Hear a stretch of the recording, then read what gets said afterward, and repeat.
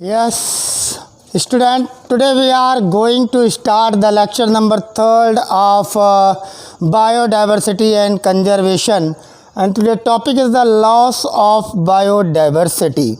जो हमारी biodiversity है, जो occurrence of gene pool, species, habitat and ecosystem in a part of the earth is called biodiversity. वो loss होती जा रही है और उसका सबसे मेन कॉजेज़ जो लॉस ऑफ बायोडाइवर्सिटी के हैं, these are the loss of biodiversity is cause by over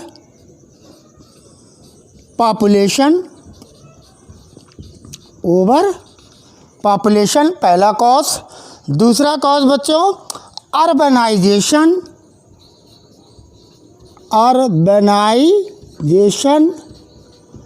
and third one is important is industrialization.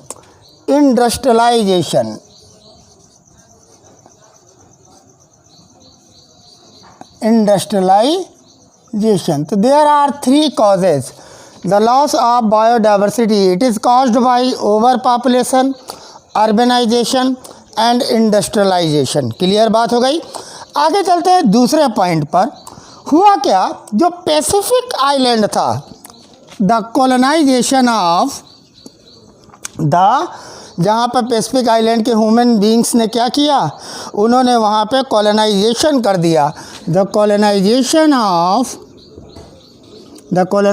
Of कहाँ पर, of tropical Pacific island, colonisation of tropical Pacific island. NCERT का example है, बहुत ध्यान से देखिएगा। The colonisation of tropical Pacific island by human lead to the, क्या उसने कर दिया, extinction of more than 2000 native birds. बच्चों, जो पैसिफिक आइलैंड था वहाँ पे ह्यूमन का कॉलोनाइजेशन हुआ, जिससे वहाँ की 2000 नेटिव बर्ड्स क्या हो गई, एक्सटिंक्ट हो गई। नेटिव बर्ड क्या हो गई, एक्सटिंक्ट हो गई। मीन्स दैट इसने क्या कॉज किया, extinction of more than 2000 birds. वहाँ की जो नेटिव बर्ड्स थी 2000, वो ट्रॉपिकल पैसिफिक आइलैंड से क्या हो गई, एक्सटिंक्ट हो गई। यही नहीं, लगभग 15,500 स्पीसीज आर फेसिंग, क्या फेस कर रही है, threat to the extinction, facing the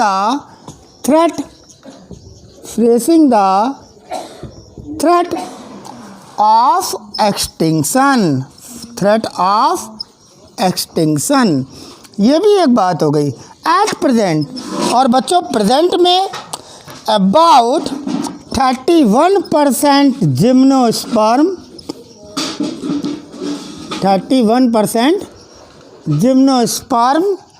end 32% amphibians, 31% gymnosperm, 32% amphibians and 12% bird species,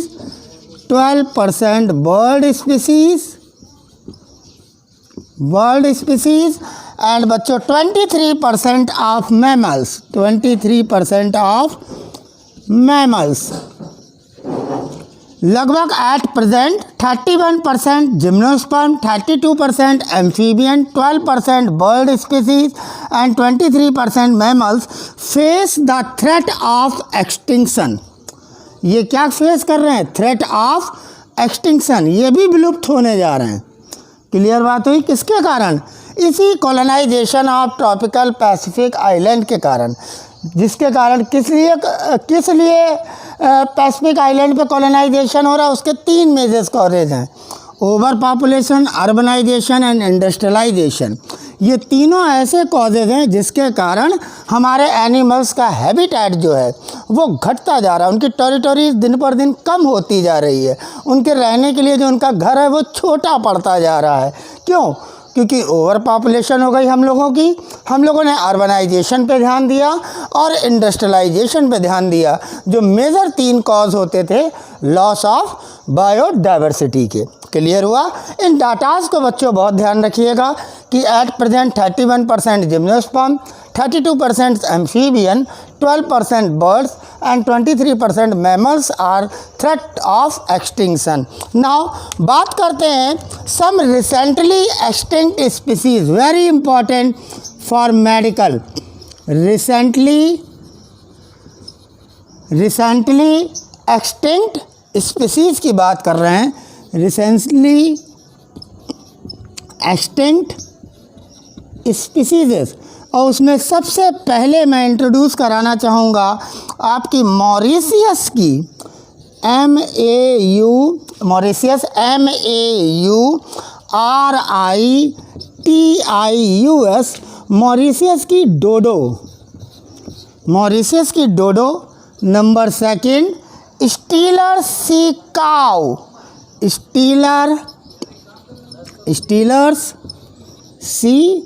cow of Russia, stealer C cow of रसिया।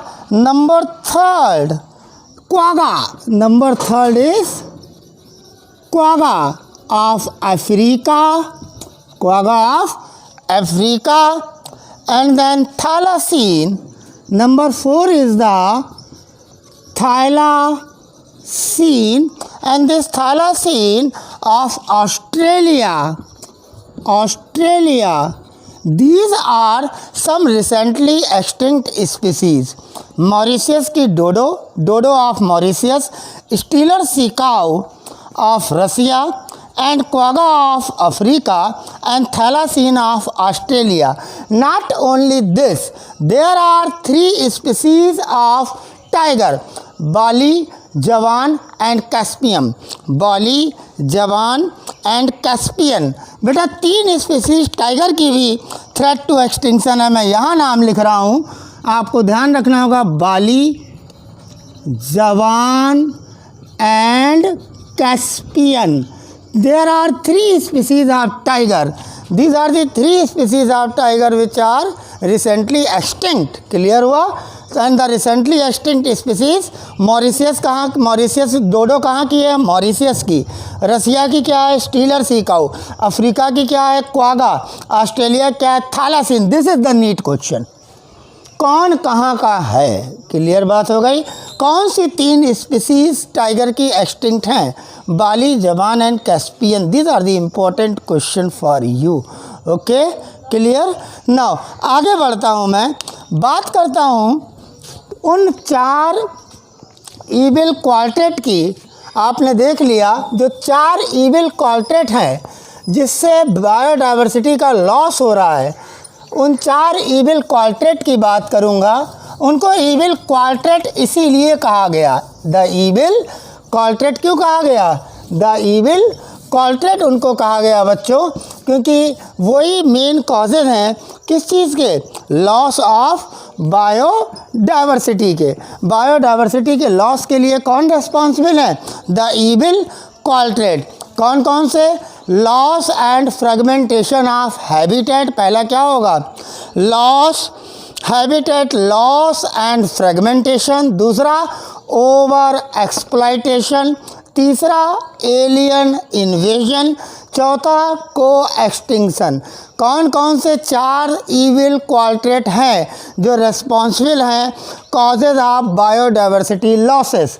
जो बायोडाइवर्सिटी के लॉसेस हो रहा है उसके लिए 4 कारण हैं। कौन कौन से 4 कारण हैं? देखिए, number 1 is the habitat loss. Habitat loss, इसी को ही कह सकते हैं फ्रैगमेंटेशन। आप लोगों ने देखा था कि इंडस्ट्रियलाइजेशन हो रहा है, वो हैबिटेट वाइल्ड लाइफ का लॉस कर रहा है, यानी फ्रैगमेंटेशन हो रहा है। हैबिटेट लॉस और fragmentation. Now the second one is over exploitation. Over, जो नेचुरल रिसोर्सेज हैं, जो बायोलॉजिकल सिस्टम है, वो ओवर एक्सप्लॉयटेड किया जा रहा है मैन के द्वारा। क्लियर बात हो गई। जिसके कारण नेचुरल रिसोर्सेज जो हैं ओवर एक्सप्लॉयटेड यूज़ हो रहे हैं, जिसका रिजल्ट क्या है? Degradation and extinction of the species या extinction of the natural resources. So over exploitation is the second evil quartet. इनको मैं नाम दे देता हूँ ईविल क्वाल्ट्रेट, यहाँ मैं हेडिंग डाल दे रहा हूँ the evil quartet. Very important for you, the evil quartet. तो ईविल क्वार्टेट कौन कौन से हैं? Number 1 habitat loss and fragmentation, number 2 over exploitation, and number 3 is alien. Number 3 is alien का मतलब बच्चों क्या होता है? एलियन का मतलब होता है एक्जॉटिक स्पीसीज। कैसी स्पीसीज? एक्जॉटिक स्पीसीज, जो कैसे इंट्रोड्यूस की जाती है? अनइंटेंशनली। कैसी? अनइंटेंशनली, कोई इंटेंशनली नहीं यूज़ होती है। एंड डिलीबरेटली, और डिलीबरेटली उनको उसमें छोड़ देते हैं। अनइंटेंशनली इंट्रोड्यूस कराना किसी एक्जॉटिक स्पीसीज़ का एलियन स्पीसीज़ इन्वेजन कहलाता है। वहाँ की जो इंडिजिनस स्पीसीज़ होती है, एक्जॉटिक तो बाहर की है, जो वहाँ की इंडिजिनस स्पीसीज़ होगी वो थ्रेट टू एक्सटिंक्शन हो जाएगी। क्यों? क्योंकि ये जो एलियन है, जो एक्जॉटिक है, जो बाहर से लाई गई है, जिस एरिया में लाते हैं अनइंटेंशनली, वो उसका वहाँ पर कोई नेचुरल प्रेडेटर तो होता नहीं है, इसलिए ये तो बहुत तेज़ी के साथ ग्रोथ करती है। लेकिन वहाँ की जो इंडिजिनस स्पीसीज़ होती हैं वो क्या होती है? Threat to extinction. उन्हें कंपटीशन हो जाता है इन एलियन इंट्रोडक्शन के कारण, जो एलियन स्पीसीज़ का इन्वेजन हो गया। तो third point is alien species invasion. Alien species invasions, क्या हो गया? Alien species invasion. And the fourth important part, the fourth point is the को एक्सटिंक्शन। को एक्सटिंक्शन का मतलब क्या हुआ बच्चों? साथ साथ एक्सटिंक्ट होना। सपोज दैट कोई पैरासाइट है जो किसी फिश के ऊपर डिपेंड है। कोई पैरासाइट है जो किसी फिश के ऊपर क्या है? डिपेंड है। अब अगर वो फिश एक्सटिंक्ट हो जाए तो वो पैरासाइट भी एक्सटिंक्ट हो जाएंगे। इसका मतलब होता है को एक्सटिंक्शन। समझ में आई बात? कोई हॉस्ट फिश है, उसके ऊपर बहुत से पैरासाइट डिपेंड हैं। अगर वो हॉस्ट फिश बिकम एक्सटिंक्ट, अगर वो एक्सटिंक्ट हो जाए तो क्या होगा बच्चों? जो पैरासाइट हैं विल आल्सो बिकम एक्सटिंक्ट। ठीक इसी तरीके से इसी वाले को एक्सटिंक्शन में ध्यान दीजिए। जैसे कि प्लांट और एनिमल हैं, अगर कोई स्पीसीज़ एक्सटिंक्ट हो जाती है तो जो प्लांट और एनिमल्स उस स्पीसीज़ के ऊपर ऑब्लिगेटरी मैनर से डिपेंड होते हैं वो भी एक्सटिंक्ट हो जाते हैं। दिस इज नोन एज को एक्सटिंक्शन। कोई एक डिपेंडेंट, दो ऑर्गेनिज्म आपस में डिपेंड हैं, अगर कोई एक एक्सटिंक्ट हो जाए तो दूसरा वाला will also become extinct. Clear हो गई? इस पॉइंट का मतलब होता है को एक्सटिंक्शन। क्या होता है? को एक्सटिंक्शन। जो आपने प्लांट पॉलिनेटर म्यूटलिज्म में देखा था कि extinction of one result the extinction of the others, आपने देखा था प्लांट और पॉलिनेटर म्यूटलिज्म में। मैंने जब इंटरस्पेसिफिक इंटरेक्शंस पढ़ाए थे तब मैंने बताया था कि जो प्लांट और पॉलिनेटर का जो इंटरेक्शन है वो म्यूटलिज्म है, दोनों एक दूसरे को फ़ायदा पहुंचा रहे, both are benefited. So extinction of one result in the extinction of other. This is the point is called co-extinction. क्या कहलाता है? Co-extinction. तो these four are evil qualtrait: habitat loss or fragmentation, over exploitation, alien species invasion and co-extinction. बात करेंगे one by one. सबसे पहले बात करूँगा हैबिटेट लॉस या फ्रेगमेंटेशन की। बच्चों एक चीज़ ध्यान दीजिए, जो हैबिटेट लॉस हो रहा है it is the primary, the first important point, primary cause of what, क्या पढ़ रहे हैं, बायोडाइवर्सिटी लॉस, यानी मतलब extinction of species, primary cause of extinction of species. पहला evil quartet habitat loss fragmentation is the primary cause of extinction of species. For example that बच्चों, जो Amazon rain forest है, जो अमेजोन रेन फॉरेस्ट है जिसको हम कहते हैं lungs of planets, the Amazon tropical rain forest, the Amazon rain forest, Amazon rain forest is called lungs of the earth planet। जो लंग्स ऑफ द प्लैनेट है वो अमेजोन रेन फॉरेस्ट है। लेकिन अब क्या हो रहा है बच्चों, उस अमेजोन रेन फॉरेस्ट को कट किया जा रहा है, क्लियर्ड किया जा रहा है। उस अमेजोन रेन फॉरेस्ट को क्या किया जा रहा है, उस अमेजोन रेन फॉरेस्ट को कट किया जा रहा है, क्लियर्ड किया जा रहा है। किस लिए क्लियर्ड किया जा रहा है, for soya bean cultivation.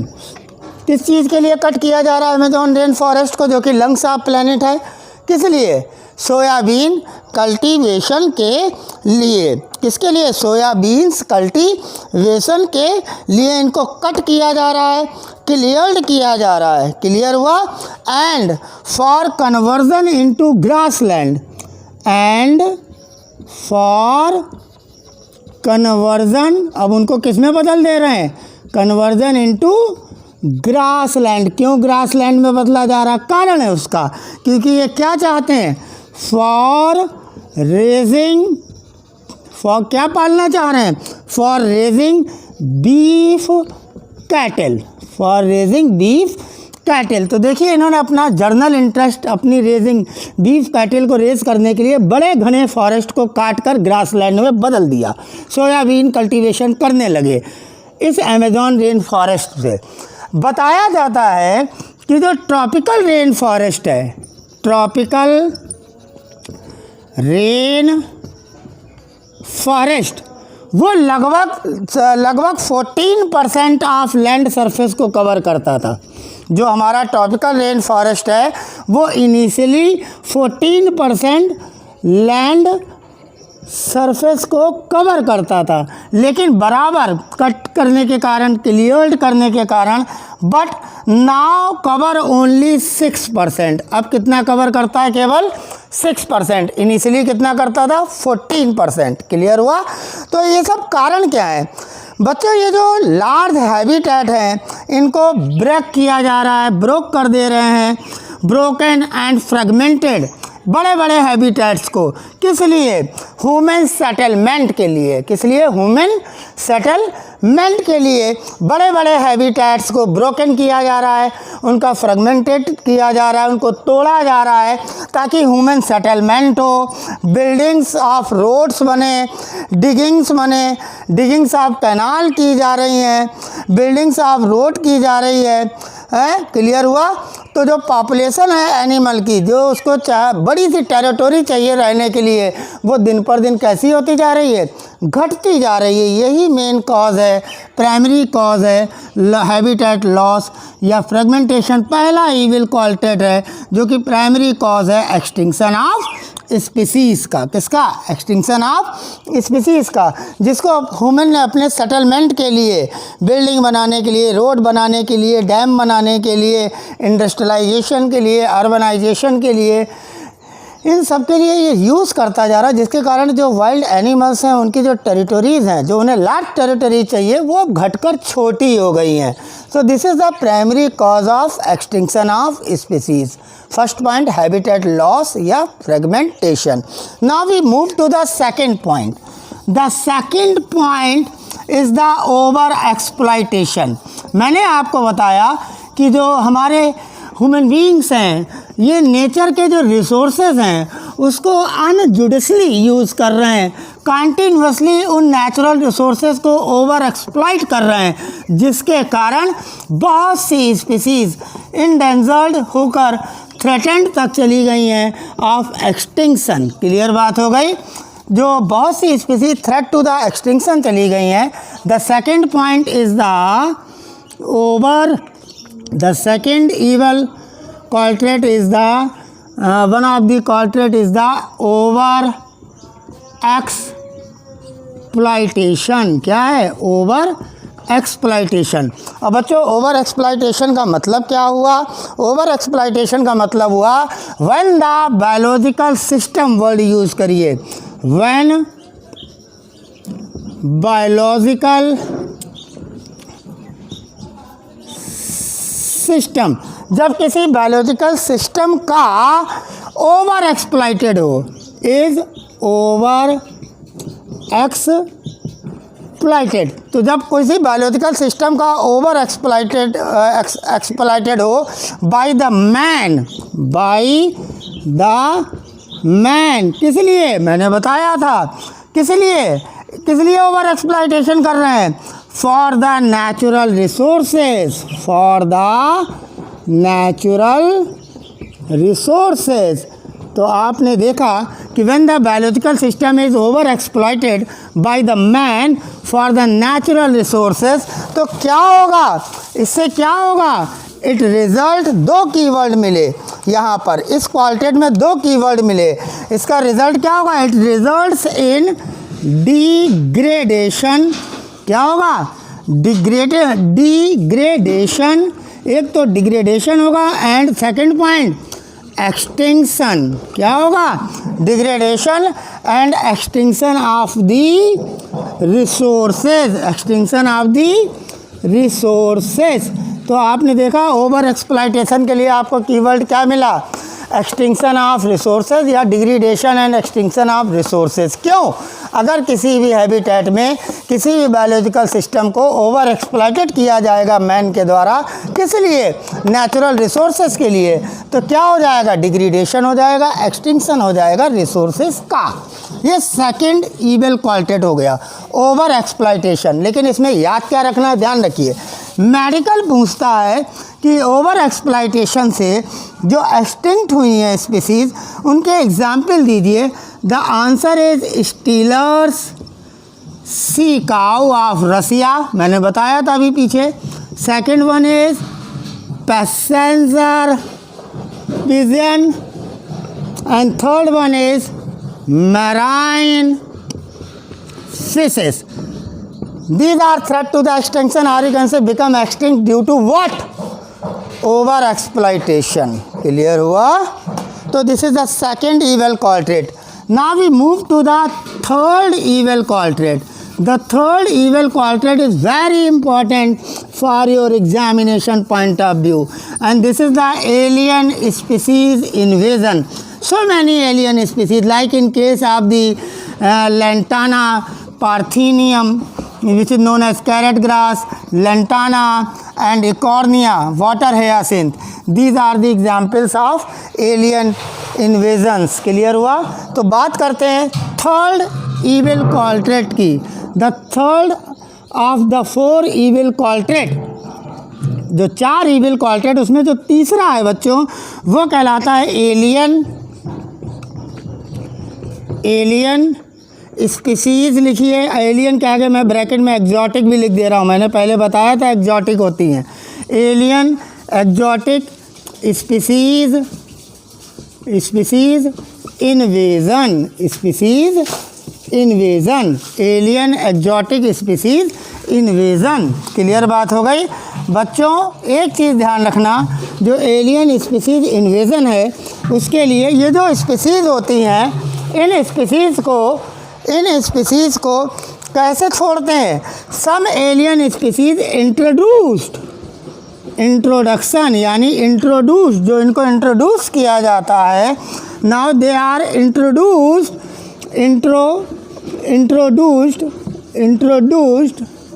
Unintentionally unintentionally. कैसे इनको इंट्रोड्यूस करते हैं? अनइंटेंशनली। नाउ बिकम्स, फिर ये क्या हो जाती हैं? ये बहुत वहाँ पे बढ़ जाती हैं। बिकम्स क्या हो जाती हैं? Becomes invasive. Becomes invasive. जो बाहर की एक्जॉटिक स्पीसीज़ होती हैं, अगर किसी हैबिटेट में लाकर छोड़ते हैं तो वहाँ पर क्या हो जाती हैं? इन्वेसिव हो जाती हैं, क्योंकि उनका वहाँ पे कोई नेचुरल प्रेडेटर नहीं होता है, जिसके कारण वहाँ की जो इंडिजिनस होती हैं species, the world is indigenous is important. जो इंडिजिनस स्पीसीज़ होती हैं they are threat of extinction. वो कहाँ चली जाती हैं? थ्रेट ऑफ एक्सटिंक्शन के लिए। क्यों? क्योंकि जो नेचुरल रिसोर्सेज होते हैं, जो फूड होता है, जो शेल्टर होता है, वो कौन हाईजैक कर लेता है? Alien, exotic species. जो एक्जॉटिक स्पीसीज़ कहाँ से आई होती? बाहर से आई हैं। कहाँ इंट्रोड्यूस क्यों कराई? अनइंटेंशनली। वो फिर क्या हो गई? इन्वेसिव। और उसका रिजल्ट क्या हुआ? Threat of indigenous species due to the lack of resources. Clear हुआ? Due to the more competition. और ये क्यों ज़्यादा बढ़ती हैं? मैंने बताया कोई भी एक्जॉटिक स्पीसीज़ होती है जिसको आप एलियन वर्ड यूज़ कर रहे हैं, वो एलियन वर्ड जो आप यूज़ कर रहे हैं, एलियन वर्ड, वो स्पीसीज़ का कोई नेचुरल प्रेडेटर नहीं होता है, इसलिए ज़्यादा इन्वेसिव ग्रोथ करती है। बात करते हैं कुछ एग्जाम्पल की। एनसीईआरटी ने बताया कि one of the predator fish is called Nile perch. The name is Nile perch. बच्चों ये जो नाइल पर्च है is a predator fish. Is a predator fish. बच्चों ये जो नाइल पर्च है वो एक लार्ज प्रीडेटर फिश है जो इंट्रोड्यूस कहाँ की गई? इम्पॉर्टेंट चीज़, लेक विक्टोरिया में। कहाँ इंट्रोड्यूस की गई? लेक विक्टोरिया में यूज की गई। कहाँ पर है लेक विक्टोरिया? एक और important question, east Africa. East Africa. East Africa के लेक विक्टोरिया में नाइल पर्च एक लार्ज प्रेडेटर फिश है जिसको इंट्रोड्यूस किया गया, यानी एलियन को इंट्रोड्यूस किया गया। तो उसने किया क्या? Extinction of causes. उसने क्या किया? कॉज एक्सटिंक्शन ऑफ, किस चीज़ को एक्सटिंक्ट कर दिया? जो वहाँ की यूनिक स्पीसीज थी, किकलिड फिश। क्लियर बात हो रही? मैंने क्या कहा कि जो नाइल पर्च है वो एक लार्ज प्रेडेटर फिश है, उसको लेक विक्टोरिया जो ईस्ट अफ्रीका की है उसमें डाला गया, यानी एलियन हो गई। इसका कोई नेचुरल प्रेडेटर तो है नहीं। अब क्या हुआ? इसने वहाँ पे डेवलप करना शुरू किया, जिसके कारण जो वहाँ की नेटिव किकलिड फिश थी they become threat to the extinction. Clear बात हो गई? क्या कहेंगे? The extinction of, it cause the extinction of an ecological, cause extinction of and ecological, कैसी? जो वहाँ की इकोलॉजिकली यूनिक स्पीसीज़ थी। Ecologically unique species. कौन सी स्पीसीज़? किस फिश की स्पीसीज़? किस फिश की species? The answer is cichlid. The answer is cichlid. बच्चों इसको बहुत ध्यान रखिएगा, very important for your examination point of view is the cichlid. Cichlid. मैंने क्या लिखा? CICHLID। क्या लिखा? CICHLID। Cichlid fish. जो वहाँ की इकोलॉजिकल यूनिक स्पीसीज थी किकलिड फिश, वो क्या हो गई बच्चों? कैसी थी? वो क्या हो गई? वो एक्सटिंक्शन के लिए आ गई। किसके लिए आ गई? एक्सटिंक्शन के लिए आ गई। Means it cause the extinction of and ecological unique species cichlid fish. कौन सी? किकलिड फिश। जो वहाँ की कैसी थी? इंडिजिनस स्पीसीज थी, वहाँ की यूनिक फिश थी, उसको लॉस होने लगा। किसके कारण? इस नाइल पर्च के कारण।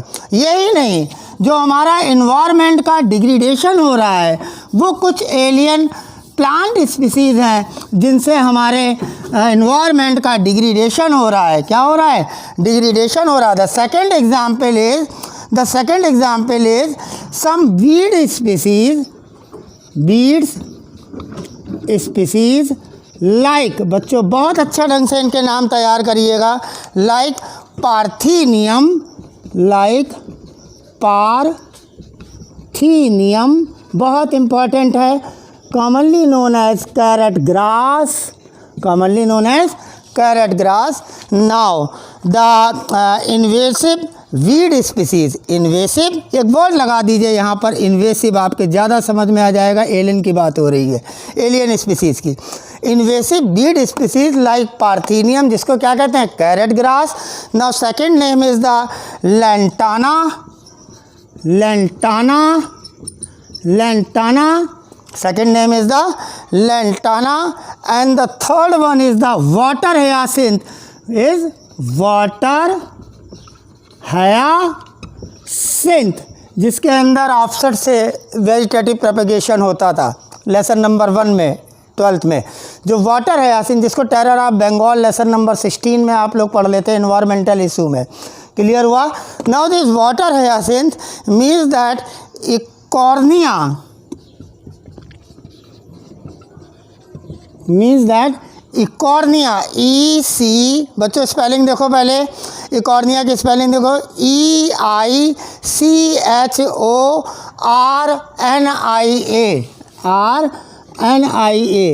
EICHORNIA, कॉर्निया क्रेसिपस होता है नाम, वे वाटर हयासिंथ हो गया, क्लियर हुआ। लैंटाना, पार्थेनियम, तीनों नाम ध्यान करिए, ये इन्वेसिव बीड स्पीसीज़ हैं, जिसके कारण क्या हो रहा है, इन्वायरमेंट क्या हो रहा है, डिग्रेडेटेड हो रहा है, घट रहा है, ख़राब हो रहा है, डिग्रेडेशन हो रहा है इन्वायरमेंट का, इन्वायरमेंटल डैमेज हो रहा है, और threat to the native species, जो threat to the indigenous species are, you can say our native species. तो इन बीड्स के आने के कारण हमारा इन्वायरमेंट का डैमेज हो रहा है। किसका डैमेज हो रहा है, important point, environmental damage, environmental damage हो रहा है। और इसके साथ साथ में बच्चों क्या हो रहा है, it also cause the threat to our native species, जो हमारी नेटिव स्पीसीज़ हैं, जो हमारी नेटिव स्पीसीज़ हैं, उनको क्या हो रहा है, थ्रेट हो रहा है, वो एक्सटिंक्शन की ओर जा रही हैं। This is the second important point in case of alien और एक्जॉटिक स्पीसीज इन्वेजन, जिनका कोई नेचुरल प्रेडेटर नहीं होता, इसलिए इन्वेसिव होती हैं और वहाँ की इंडिजिनस कह लो या नेटिव स्पीसीज़ को थ्रेट टू एक्सटिंक्शन करने में लगी हुई हैं। क्लियर हुआ। Now the third important example in this alien exotic species invasion में, the third important point is the, for example that the one of the African catfish, एक African catfish, उस African catfish को introduce किया गया, किस लिए किया गया, for the purpose of aqua culture. ठीक है, अफ्रीकन कैटफिश को एक्वा कल्चर पर्पस के लिए इंट्रोड्यूस किया गया, यानी एक्जॉटिक है। और इसका नाम बच्चों क्या है, ज़रा ध्यान दीजिएगा। The name of African catfish is Clarias, Clarias, CLARIAS, Clarias गर्राई, GARIE, गर्राई पाइनस। क्या नाम है उसका, क्लेरियास गर्राई पाइनस, PINUS। जो क्लेरियास गर्राई पाइनस स्पीसीज़ है, जो क्लेरियास गर्राई पाइनस स्पीसीज़ है अफ्रीकन कैटफिश की, उसको एक्वा कल्चर के लिए इंट्रोड्यूस किया गया बच्चों।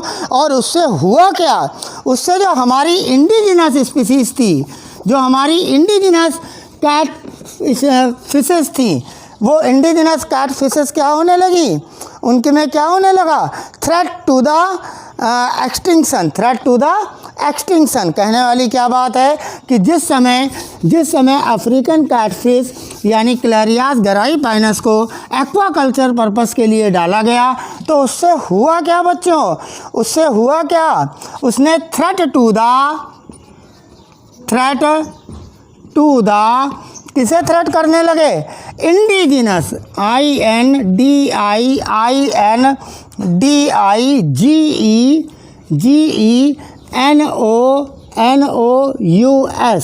यानी थ्रेट टू द इंडिजिनस। कौन सी indigenous, catfish of Indian river, catfish of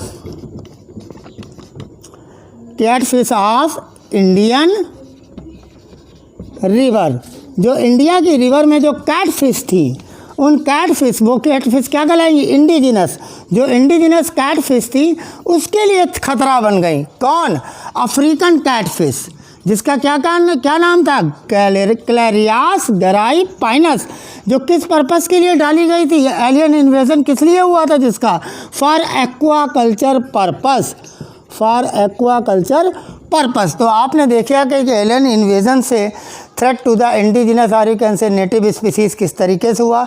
आपने देखा कि नाइल पर्च जो लार्ज प्रीडेटर थी उसको लेक विक्टोरिया में डाला गया, तो वहाँ की जो किकलिड स्पीसीज़ थी उसके लिए थ्रेट हो गई। आपने देखा कुछ वीड्स यूज़ किए गए जो कि इन्वायरमेंट को डैमेज कर रहे थे। आपने देखा पार्थीनियम था, लेंटाना था, इकॉर्निया क्रैसिपस यानी वाटर हायासिन्थ था जो इन्वायरमेंट को डैमेज करता था।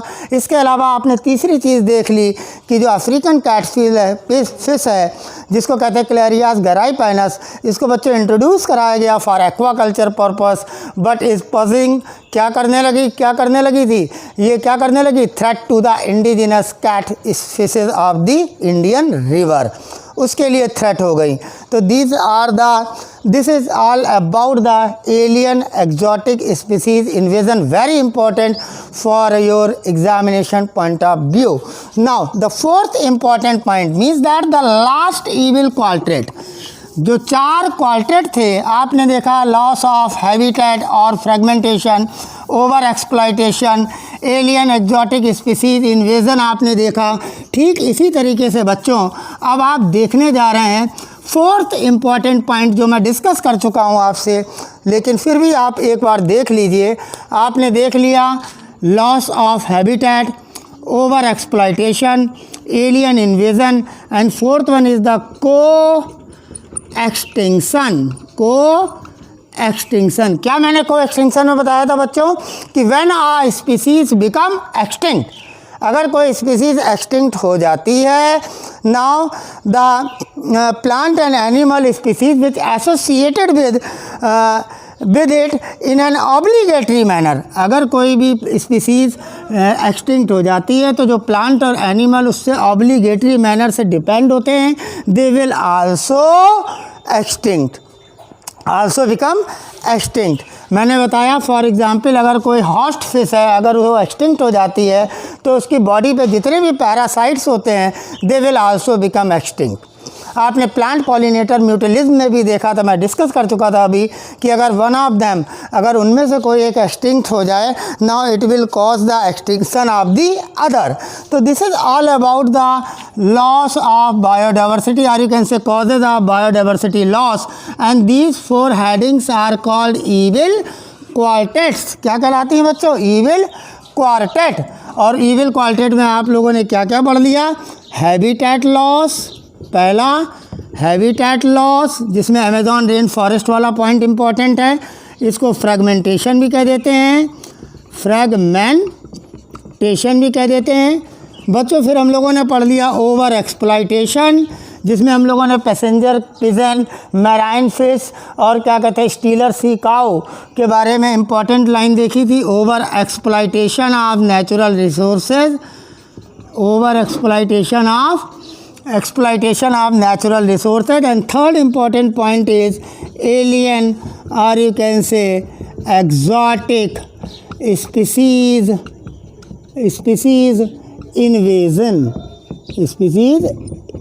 इन्वेजन्स, जिसके अंदर आपने नाइल पर्च को भी देख लिया था, अफ्रीकन कैट फिश क्लेरियास गराइपाइनस को भी देख लिया था, पार्थीनियम, लेंटाना और वाटर हायासिन्थ इंपॉर्टेंट वर्ड सुन लिए थे एलियन इन्वेजन में, को एक्सटिंक्शन भी देख लिया। तो these 4 are the causes for loss of biodiversity and these 4 are called the evil quartet, very important for your medical as well as your for board preparation also. Okay, thank you very much, have a nice day.